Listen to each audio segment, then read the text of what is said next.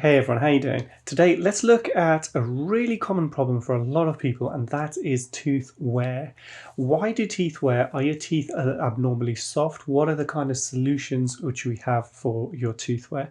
Now, I'm going to start off. This is a super complicated subject, so I'm going to try my best to explain this in a nice to easy to understand fashion. Now, if you talk to your dentist, or if dentists are talking amongst each other about tooth wear, we're typically going to say there's three types of tooth wear, and we don't call it tooth wear, we call it tooth surface loss, TSL. So the three types are erosion, abrasion, and attrition. Erosion is when you've got a chemical, typically an acid, and you get this from a lot of carbonated drinks. So if you have a can of Coke, even if it's a diet one, you're not going to get sugar from your Diet Coke, but it is very acidic because of the carbon dioxide inside there. And the acids, what they do is temporarily soften the surface of the teeth. And that in itself usually isn't a problem, but when you compound it with attrition and abrasion, it becomes more of a problem, because abrasion is the rubbing of your teeth and they abrade away, and typically this is from a foreign object, i.e. a toothbrush. Toothbrush wear is very common, and it's typically people who are so particular about keeping their teeth nice and clean, they overdo it. They're brushing 4, 5, 6 times a day. And if you imagine you've just had a can of Coke, for example, and then you brush your teeth, this is literally the worst thing that you can do. I've seen patients who also drink a lot of lemon juice, and that's obviously very acidic, and that can cause a lot of tooth surface loss as well. And the last one is attrition. And this is my favorite because this is the one that I see literally every single day. And attrition is tooth on tooth wear. Now, I don't normally see people with a lot of tooth wear caused by erosion and abrasion. Most of it is attrition. And I think this is because I see a lot of adults. I hardly ever see any children, and children have a much more acidic diet typically. Adults are generally better controlled, and they know what's good and how much they should have. So a lot of the patients who come and see me are concerned about the aesthetics of the tooth wear. Now, we're going to go into the treatments and the causes, but before I do all of that, let me just dive a little bit into the aesthetics and how tooth wear affects the look of your smile. You see, when we design a smile from scratch, when we're doing a smile makeover, be it with veneers or implants or whatever it is, we will look at the amount of tooth on show at rest. So typically we'll ask our patients to say the letter M and relax their lips, and then I can see how much of the top tooth is on show.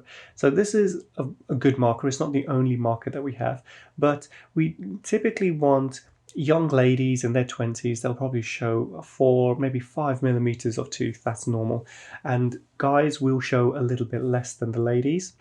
But as we get older, guys and ladies will show less and less top tooth and more bottom tooth. Now, the thing with tooth wear is that's reducing the amount of tooth which is on show. So it's going to suddenly make our smile look much more aged than we are. It's going to be that one thing that's letting the whole thing go. And if you look at these smile makeover programs, 10 years younger or whatever it is, even the before and after shots on my Instagram and things like that, if you see them, this final smile looks a lot younger, it looks a lot more rejuvenated, and a lot of this is because we've reduced or reversed the effects of tooth wear. In addition to generally making the teeth shorter, it also will make the teeth more angular. You see, teeth, when they first come through, they've got their nice shape. The front corner is a little bit sharper than the back corner. All of this is contributing to creating that natural looking tooth. And when tooth wear sets in, you're essentially just taking an angle grinder to the bottom of the tooth and cutting it off. So we end up with very sharp corners at the edge of the teeth, and also the bottom edge of the tooth is translucent. It's a bit thinner, and because of that, it lets light bounce back out, light travels through it rather than bouncing off the surface, and this can give it a little blue tint at the bottom. Again, when we wear our teeth down, that blue tint is gone, the natural shape of the edge of the teeth is gone. All of these things contribute to the appearance of an aged smile. So the first thing we need to do is figure out why it's happening. Now, in order to do this, I need to explain how we bite and how we chew our food, how the jaw moves, how the lower jaw moves in relation to the top jaw. Okay, this is really important. Most dentists don't actually understand this, so by watching this video, you're going to be a step above most people. And different people bite in different ways. If you take a video of someone chewing, they're either going to be biting up, down, up, down, up, down, which is how most people think they chew. But then there's other people who chew in a more sideways fashion. And dentists, being the kind of complementary folk that we are, we categorize these into a rat bite, which is up and down, versus a cow bite, which is sideways. Okay, and it's not just sideways in this fashion, it's sideways from here as well. Okay, so in one, the rat bite, the lower jaw hardly has any sideways movement at all. It's literally just up and down. Whereas the opposite, the cow bite, the lower jaw has a lot of movement. Now, it's not that people are categorized one or the other. This is a spectrum. People can lie anywhere in between this. But let me show you why this is important in terms of tooth wear. If we draw a diagram where we cut the front tooth in half, we go from this angle here, then what we can kind of imagine is we've got the top teeth here, then we've got our bottom teeth, and as the jaw opens and closes in a rat bite scenario where we're biting just up and down, the lower jaw moves down this arc and then it might close this arc, which is absolutely fine. Yeah, there's hardly going to be any kind of tooth wear here. Now, if this patient has more of a cow bite, then what happens is they may open in one way, and then as they close, their jaw moves and closes in a slightly different path. Okay, so this whole motion is called the envelope of motion, and it's not something you have conscious control over. It's a habit, and it's dictated by all of the muscles which attach into your jaw and how they move in your individual kind of bite pattern. So if someone has a shallow envelope of function, more of this rat bite, you can see as they close their jaw, now we're creating an interference, a position where the top and the bottom teeth are going to hit. And most notably, this isn't when people bite together like that. It's as they're biting together, it's on the way to that bite, something gets in the way. And again, they're not often aware of this because it's just how they bite, it's just normal. But this causes a lot of tooth wear, and especially thinning out of the teeth. So a couple of years ago, there was a Sensodyne advert scaring people about teeth which are thinning away, and they said that their toothpaste is amazing at rebuilding, enamel, which is total BS, by the way. No toothpaste is going to rebuild enamel. But we used to get more and more people coming in concerned about their teeth thinning away because they've seen this advert. Now, having a shallow envelope of function does cause tooth wear like this because your teeth do thin out. But the important thing is it is self-limiting. And what that means is after a while it just stops, it just gets better. After you've worn away that little bit, and in most cases it's really not that much at all, your bite just becomes stable. Okay, some tooth wear is normal. It's a part of us getting older. It's nothing to be concerned about.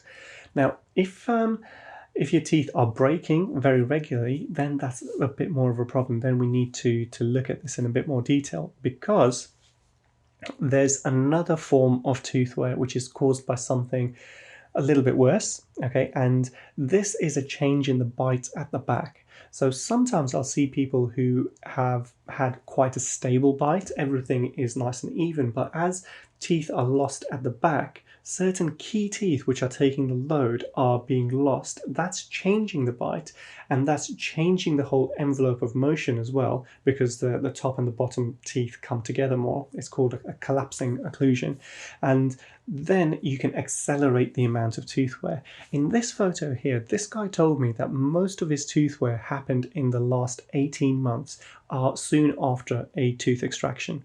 Now, it's unlikely that all of this tooth wear happened then, but that's probably when he noticed it, and that tooth being removed was probably the catalyst to really get things going. So That can happen, but also if you're missing a tooth at the back, often dentists say the tooth behind will tip forward. This is true. In most cases it will, especially in the bottom jaw. But what happens is the back edge of that tooth rises, creating a high spot which you never used to have. Then that high spot becomes your initial point of contact when you're biting, and your lower jaw can move forward, again changing that envelope of motion and really accelerating tooth wear at the front.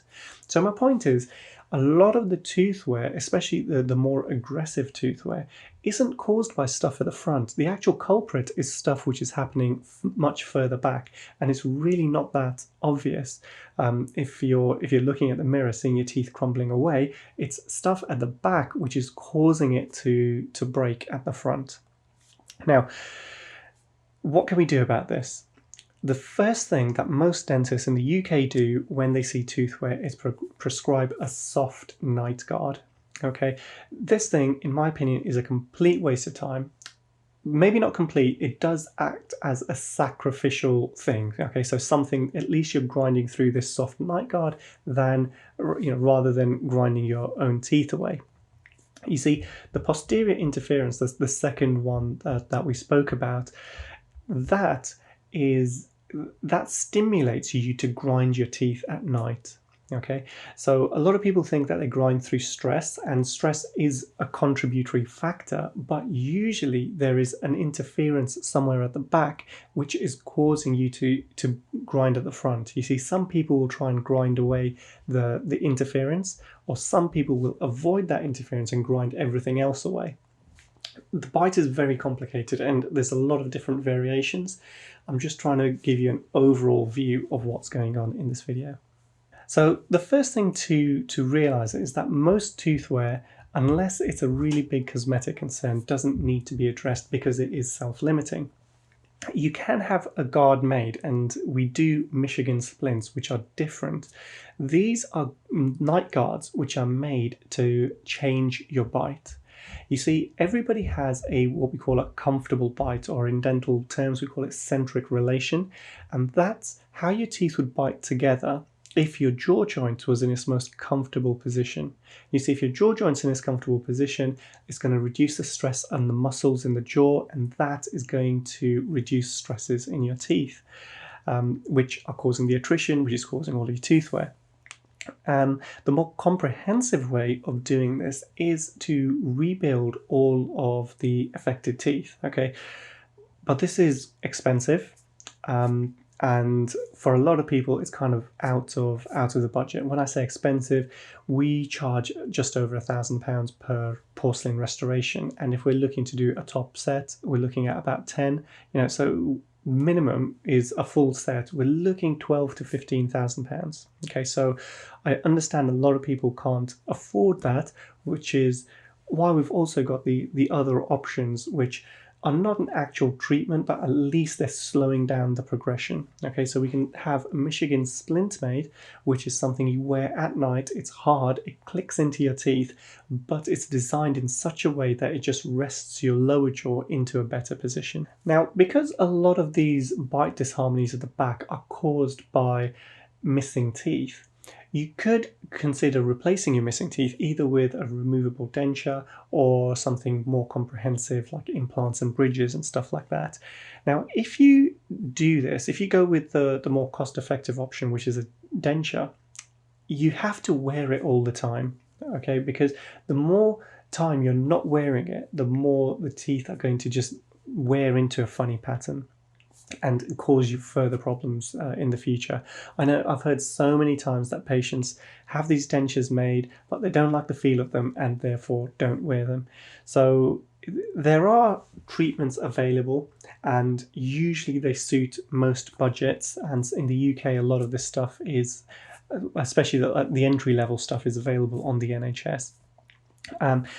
But it's important to also realize, if we're doing a comprehensive fix for the whole smile, we need to start with the bite, and then once we've got the bite nice and stable again, that's when we start looking at the cosmetics of it, because there's no point in getting the cosmetics nice and beautiful if functionally we haven't paid any attention to the bite. So as always, I hope you found this video useful. I hope you got something out of it. If you did, please give it a thumbs up, consider subscribing. We'd love to see you part of the family. Okay guys, until next time, take care.